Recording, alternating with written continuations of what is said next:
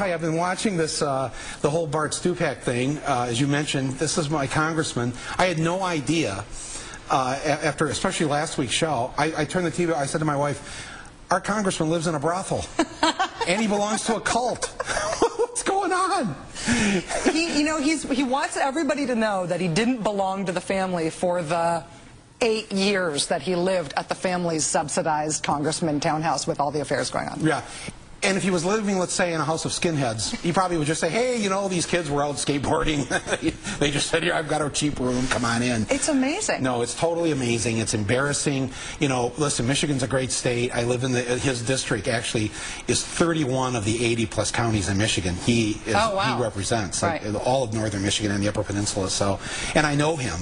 He's a former Michigan State trooper, police officer, and he's done good things, and he's the NRA's been after him, and he stood up to them, but this has just been shocking, and it's unconscionable that he would try to stop even this watered-down, pathetic version of a health care bill that over his own personal religious beliefs. It's kind of like, my feeling is, look, if you don't want to have an abortion, don't have one. If you don't want to sleep with somebody of the same gender, don't do it. If you don't want to own a gun, well, actually, that's a little different, because if you have 50 guns in your garage, I am a little concerned about that. But everything else, it's like, I don't know where they get this sense of they need to control everybody else's private lives. Well, the thing that's hard about it for me is what we just talked about in this previous segment, that if he's really concerned about federal funding for abortion, there really isn't any federal funding for abortion in this thing. And if he really wants to try to stop health reform, unless he can get this language put in there, by the rules, there's no way to put that language in there. Right. All the things that he's supposedly standing on principle about either aren't true or are impossible. Right. And so, what's it about? It's hard to, I don't know, it's hard to get inside his head, I guess. That's right, and I wouldn't waste a whole lot of time on it, but I personally am trying to recruit somebody to run again. I just heard today about Connie. I know her, she's great. Oh, good. But he needs to be challenged in the primary. People in Michigan are embarrassed by his behavior on this, pure and simple. We bumped in with a clip from Capitalism, which is just out on DVD, with the guys with the chainsaw over the regulation. Can I show you one other quick clip to add to the chainsaw imagery there? Good. This is really quick. Just watch this. All right, good. The right course is the one championed by Ronald Reagan 30 years ago and by John McCain and Sarah Palin today. The right course is to rein in government spending, lower taxes, take a weed whacker to excessive regulation. The weed whacker. What is it with these guys in yard work? I don't really see Mitch Romney out there doing edging, along his sidewalk. These guys, let me tell you something. These guys haven't done any yard work in like 30 years. If I had been there that day in the press conference with the guy with the chainsaw, I would have asked him to turn it on. I'd like to actually see if he knows how to use that chainsaw. Watch, he put the tip down and it would kick right back up to him. Right. He just would have called his help in. Right. I wanted to show you that Mitt Romney clip, because that was the photo that you had was from 2003, and it's this ominous sense, like, whoa, they're cutting through all the regulation. Right. But that was in 2008 during the RNC, while the financial system was supposedly melting down. Right. It just makes me think that they're still talking about using garden implements on regulation, even in the midst of the financial system collapsing. Right. What does that say to you about just sort of the way the rhetoric and the politics don't change with they can even tell the impact of them? They are blind and they are deaf to all of this, and I'll tell you what's going to happen here.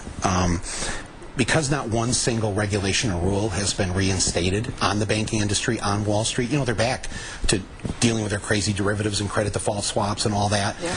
Trust me, the next collapse or crash is right around the corner, because they're doing the same stuff they were doing leading up to that first crash in 2008. And it's amazing that nobody's doing anything. It's amazing that the Democrats in Congress haven't forced this issue in a very strong way, because they would have the support of the American people. Nobody wants the other shoe to drop here, and it's getting ready to drop. And I don't understand. Well, I guess I do understand, because those banks and the people on Wall Street are lining the pockets of our members of Congress. So. But on the right, of course, they're caricaturing Wall Street reform as socialism.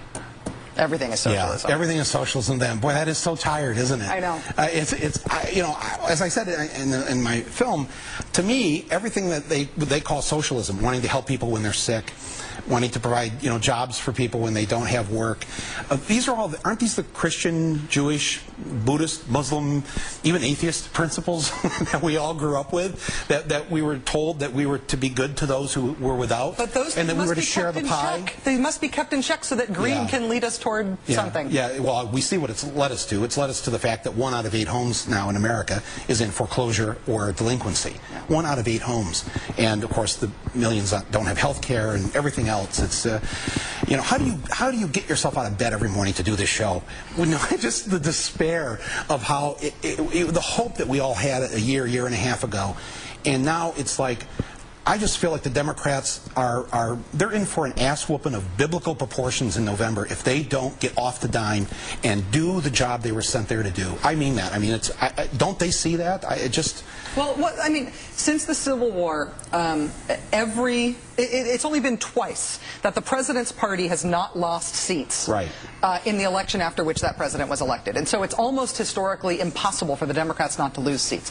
Do you see that there's any way they can not lose too many seats, that they could avoid the bloodbath? Yes, they can avoid it by having the courage of their convictions and doing what the Republicans do when they take power. You know, when the Republicans come into town, they get in the Hummer and they drive down Pennsylvania Avenue, mow down anybody in sight. They walk into Congress with both guns blazing, and they say, we were sent here to do a job, and then they do the job. Democrats come in, I mean, by an incredible majority in the Senate and the House, in this historic election with Obama in the White House. Democrats come in and go, oh, hi, I guess we don't need universal health care for everybody. We can compromise. It's okay. It's all, you know, it's like, they used to at least just sing Kumbaya. Now they go in like frightened animals. I don't understand it. What is it about them where they can't do the math? It's like your Stupak math, you know, where a dozen is actually 4. Yes. He's got 4 members. Actually, in Michigan, we call that the Stupak dozen. So maybe that explains it, actually. Yeah. So, but it's like, have all Democrats, are they all afflicted with this math disease? I know liberals were better in English and social studies in school, and they just not figured out how much the American people wanted them to do this. And I think, too, remember Victor Reagan, and you know, Reagan was loved by many people who didn't necessarily agree with all of his policies. But Americans don't really see themselves as Democrats or Republicans. They want somebody in there who believes in something, who's going to go for it. And if the Democrats would just say to themselves, you know what, we've got these 8 months here, let's just do what we were sent here to do, and damn the torpedoes. And yes, some of us may lose as a result of that, but so many more Americans are going to admire us for standing up for something, for believing in something. That's what's going to put them out of office more than anything. And the fact that their base is going to be so depressed by the fact that we didn't get universal health care, that we didn't put any restrictions on the banks and Wall Street. People are just going to stay home. And why they would allow this to happen, it's beyond me. Yeah, I mean, it seems like when you listen to Democrats talk about election prospects, they're convinced they're going to lose. You would expect that would free them up to try something. Yeah, right. Yeah. You know, it's kind of like, okay, the boat is taking in water. Do we just sit here, or do we pick up the Dixie cup that's over here and start bailing? I mean, we may not make it, but you know, do something. Do something, Democrats. Are you listening to me? Mike, one last moment. I know that today specifically, is an important date for your family. Oh, right. I was telling you this, right. Yeah. Yes, my uncle, Lawrence Moore, was killed on this day 65 years ago today in World War II. Wow. And it's my dad's brother. And oh yeah, I brought along a little, that's him in the center there. Sure we showed this, and thank you for honoring him and doing that. That's him in the center. That's my dad on the left. And they called him Lorney. And my dad said he was the kind of guy that gave you the shirt off his back, and he gave his life for this country and on this day in the Philippines in World War II. So thank you for doing that. Sure. And, I mean, one of the things that's so powerful about the way you tell your stories is that you do involve yourself and your family in the way that you do it. And it's why people are interested in you as a guy as well as being interested in your films. And it's why I've really enjoyed having the chance to meet you. Well, thank you for coming in. Thank you. Thank you. You're a force for good and a national treasure. Oh, thank you. Thank you very much. Okay, show's over. Goodbye. You're doomed now. I peaked. It's done. Michael Moore, of course, Oscar-winning documentary filmmaker. His latest film is called Capitalism A Love Story, and it is out right now on DVD.